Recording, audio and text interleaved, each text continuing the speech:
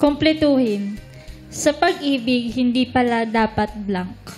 Simulan kay Leo. Number 3. Sa pag-ibig, hindi pala dapat blank.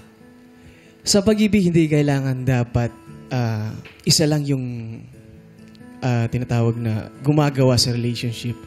Mas maganda yung yung parehas kayong nagbibigayan. Give and take po sa relationship. Kaya sa pag-ibig, hindi pala dapat isa lang ang nagbibigay. Opo, Mama Okay, Wes. ganda. Jmar, number 1. Yes, sa pag-ibig, hindi pala dapat ngayon lang yung iniisip nyo. Dapat isipin nyo rin yung ano magiging future nyo sa, diba, pag kayong dalawa na.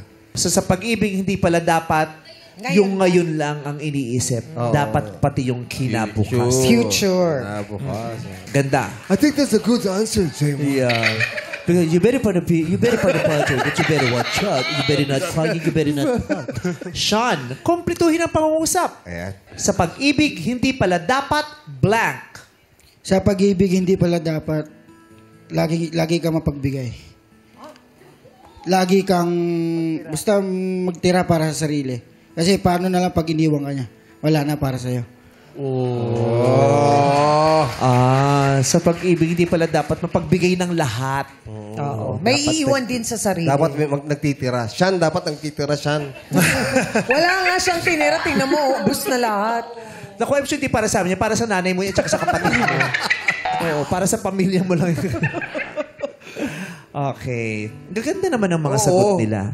Kung ikaw ang tatanungin, Maku, sino sa palagay mo ang dapat piliin ni Jenna? 1, 2, or 3? Doon okay 2.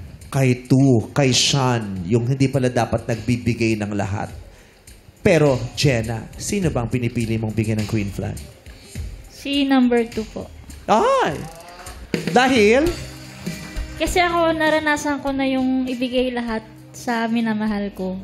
Tapos in the end, nung naiwan ako, parang nawala ako eh.